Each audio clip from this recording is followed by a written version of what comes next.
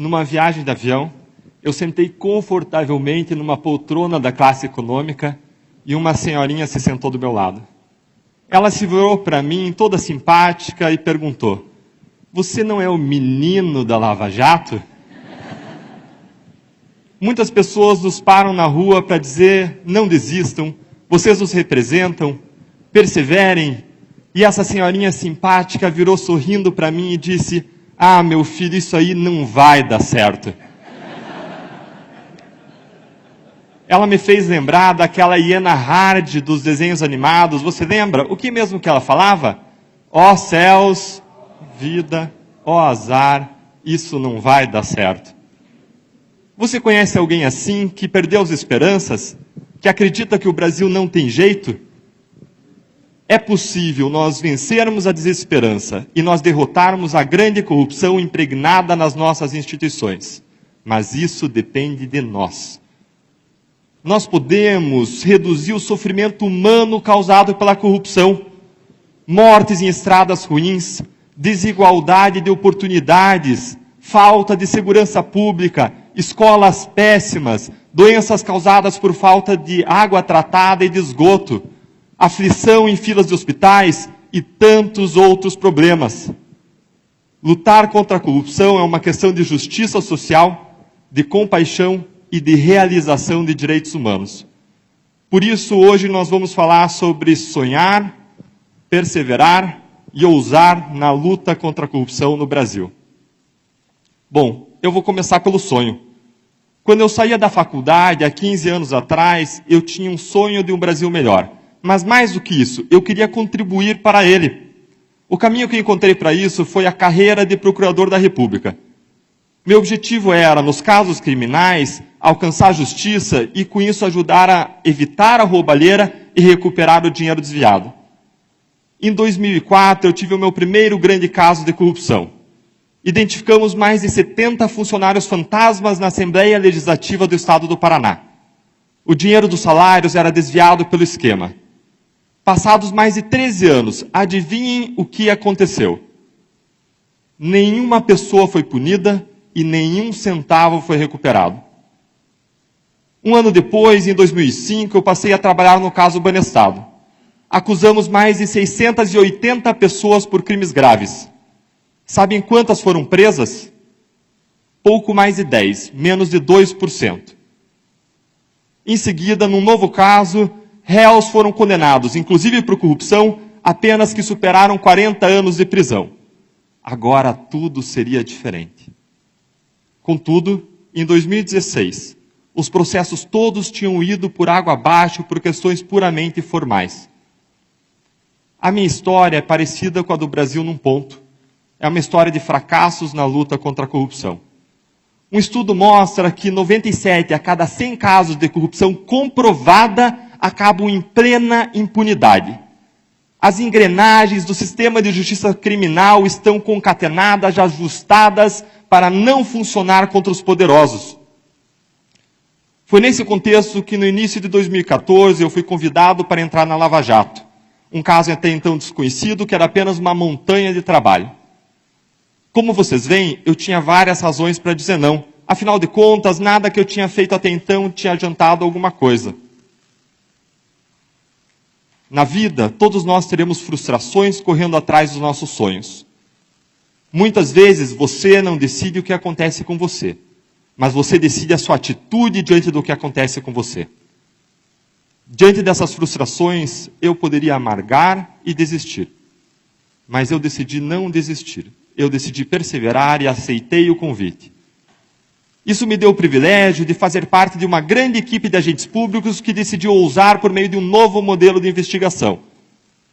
Com o trabalho inovador dessa equipe, o apoio da sociedade e uma série de sortes, foi possível avançar contra a corrupção e revelar um imenso esquema criminoso. Como esse esquema funcionava? Grandes empresas se articularam para inflar contratos bilionários com a Petrobras. Elas pagavam propinas para aumentar os seus lucros. Do outro lado, o interesse de agentes públicos casava com o desses empresários. políticos e partidos escolhiam a dedo funcionários, altos executivos da Petrobras, justamente para que eles arrecadassem propinas. O suborno fluía para campanhas eleitorais e para o bolso dos envolvidos. Os recursos iam dos empresários até os agentes públicos por meio de lavadores de dinheiro profissionais, que faziam o dinheiro sujo parecer limpo. As investigações comprovaram o pagamento de mais de 6 bilhões de reais em propinas e os prejuízos da Petrobras são estimados em até 42 bilhões. Como resultado, apenas em Curitiba, 282 pessoas foram acusadas por crimes como corrupção, lavagem de dinheiro e organização criminosa. 107 já foram condenadas, apenas que somam mais de 1.600 anos de prisão. Muitas dessas pessoas eram e são poderosas, dentre eles 6 ex-parlamentares, um ex-presidente da Câmara dos Deputados. Em Brasília, apenas a colaboração do Odebrecht implicou quase 1/3 dos senadores e ministros e quase metade dos governadores. Além da punição aos criminosos, estão sendo recuperados aos cofres públicos mais de 10 bilhões de reais, quando a regra no Brasil é não recuperar nenhum centavo. O que a Lava Jato revelou na Petrobras já é muito grave. Mas as provas trouxeram à tona um monstro ainda mais assustador. Esquemas semelhantes estavam espalhados em vários órgãos federais, estaduais e municipais. Descobriu-se que políticos e partidos desonestos escolhem para cargos de direção de órgãos públicos pessoas incumbidas de arrecadar propinas. O dinheiro enriquece os criminosos e financia caras campanhas eleitorais garantindo a reeleição. Ou seja, a corrupção alavanca a permanência dos corruptos no poder, o que gera mais corrupção, o que gera mais permanência dos corruptos no poder, formando-se um círculo vicioso que deturpa a democracia e torna a sociedade brasileira prisioneira da corrupção. O esquema da Petrobras, portanto, é apenas a ponta de um gigantesco iceberg. Estima-se que a corrupção desvia no Brasil 200 bilhões de reais por ano. Bilhões! Isso me traz a um ponto fulcral. Não importa se você é de esquerda, de direita, de centro, de cima, de baixo, de lado, você tem algo importante para fazer com 200 bilhões. Você poderia, por exemplo, triplicar o orçamento federal em saúde ou educação, ou multiplicar por 5 tudo que se investe em segurança pública no nosso país. Se você quer um país melhor, não há como alcançá-lo sem nós enfrentarmos esse problema. E pela primeira vez as coisas começaram a dar certo. Agora, o que a Lava Jato faz é um diagnóstico. Mas não basta diagnóstico, nós precisamos de tratamento. A corrupção sistêmica pode ser comparada ao apodrecimento de maçãs em um barril. O problema não é resolvido simplesmente retirando as maçãs podres. É preciso mudar as condições de luz, temperatura e umidade que fazem as maçãs apodrecerem. Muitas pessoas acreditam que a Lava Jato vai transformar o Brasil, mas é preciso ir além da Lava Jato. Isso nos leva ao final do ano de 2014, quando, para atacar causas centrais da corrupção, foram desenvolvidas propostas legislativas que ficaram conhecidas como 10 medidas contra a corrupção. Elas foram uma iniciativa inédita e ousada do Ministério Público em conjunto com a sociedade civil. O seu objetivo era prevenir a corrupção, reduzir a impunidade e recuperar o dinheiro desviado. Elas alcançaram o apoio de mais de 2 milhões de brasileiros que, por meio das suas assinaturas, as tornaram um projeto de lei de iniciativa popular. Em 2016, enquanto o Brasil chorava a tragédia que vitimou o time de futebol da Chapecoense, a tragédia de avião, na calada da madrugada, a Câmara dos Deputados destruiu as propostas. No lugar das medidas anticorrupção, foi aprovado um projeto que objetivava amarrar as investigações. Novamente, nós podemos amargar e desistir. Lembre que muitas vezes na vida você não decide o que acontece com você, mas é você quem decide qual é a sua atitude diante do que acontece com você.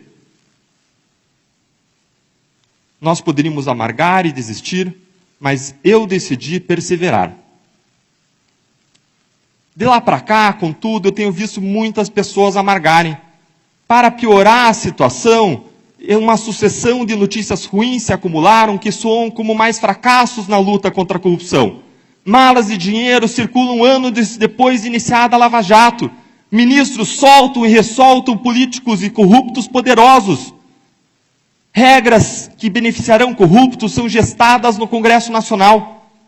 Há rumores de que o Supremo Tribunal emitirá decisões que implicarão imensos retrocessos.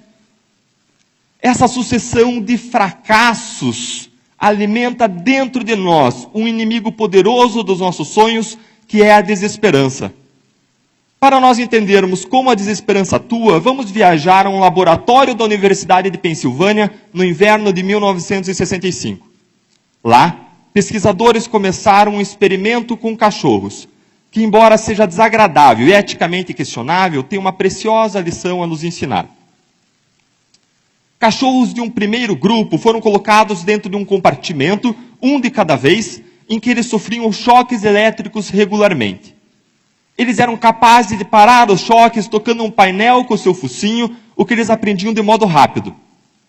Já os cachorros de um segundo grupo foram colocados dentro do mesmo compartimento, mas nada que eles fizessem era capaz de parar os choques. Em seguida, os cientistas colocaram os mesmos cachorros dentro de um novo compartimento, com duas partes separadas por uma pequena cerca. Uma parte dava choques e a outra não. Agora os cachorros foram colocados de um lado da cerca e bastava pular para o outro lado para que eles escapassem dos choques. Adivinhem o que aconteceu quando os cachorros do experimento anterior foram colocados nesse compartimento duplo? Os cachorros do primeiro grupo, aqueles que tinham sido capazes de parar o choque, rapidamente pularam a cerca. Contudo, a maioria dos cachorros do segundo grupo, aqueles que tinham tomado choques que não poderiam ser parados, simplesmente se deitaram no chão eletrificado à espera de mais choques. Eles não tentaram pular a cerca nem qualquer outra solução. Eles se renderam.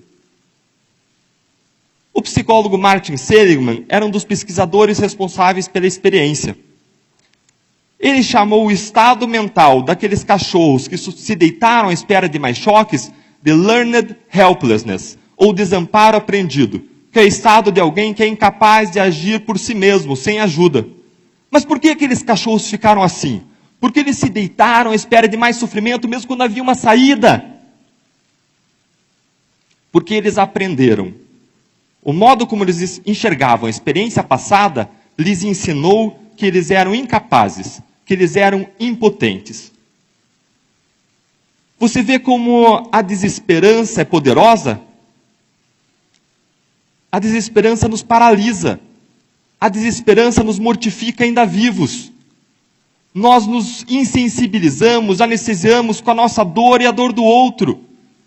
A desesperança é um obstáculo na luta contra a corrupção, porque ela retira a nossa capacidade de enxergar as oportunidades do presente. Nós nos tornamos incapazes de mudar a realidade, mesmo quando isso é possível, sonhando, ousando e perseverando. Mas aí alguém me dirá, mas Deltan, como sonhar, ousar e perseverar? Veja o que aconteceu com as 10 medidas. A cada jornal nacional nós tomamos choques e mais choques elétricos.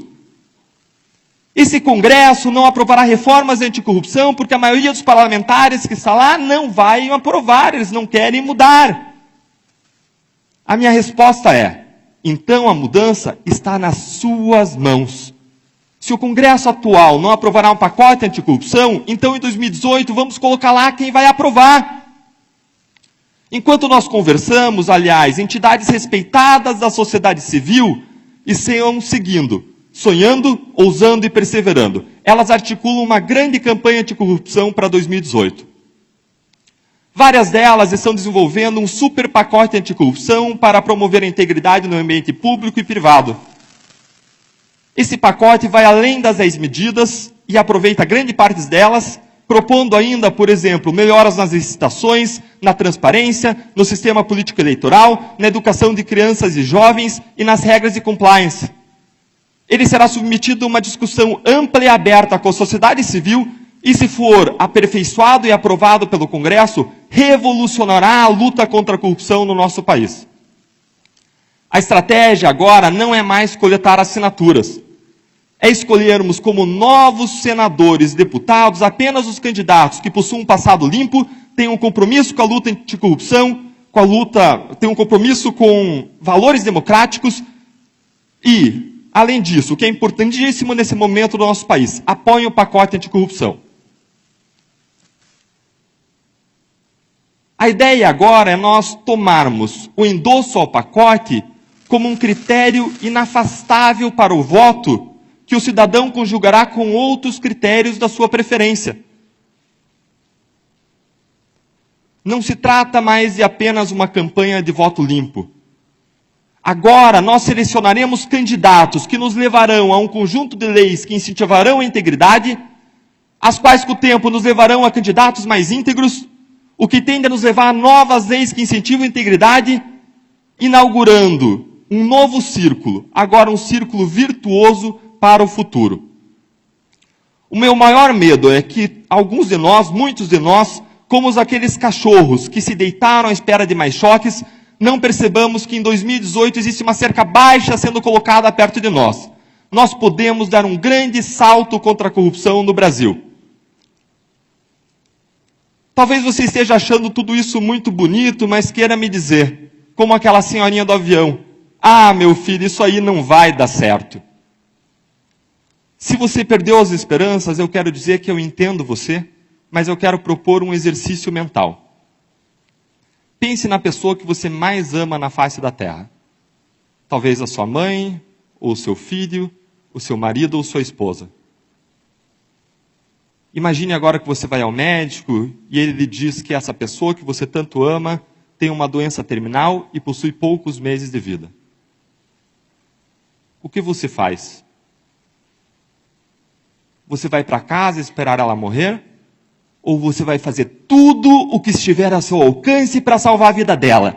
Indo de site em site, de médico em médico, dobrando seus joelhos e buscando a cura, ainda que seja improvável? A verdade é que existem causas pelas quais vale a pena se lutar, independentemente do resultado, e o nosso país é uma delas. Lutar contra a corrupção é lutar pelo nosso país, e lutar pelo nosso país é lutar por quem nós mais amamos, e nós jamais desistiríamos deles. Se o brasileiro é aquele que não desiste nunca, vamos dizer aqui que nós somos brasileiros e não desistiremos do nosso país. Nós seguiremos juntos, sonhando, ousando e perseverando. Muito obrigado.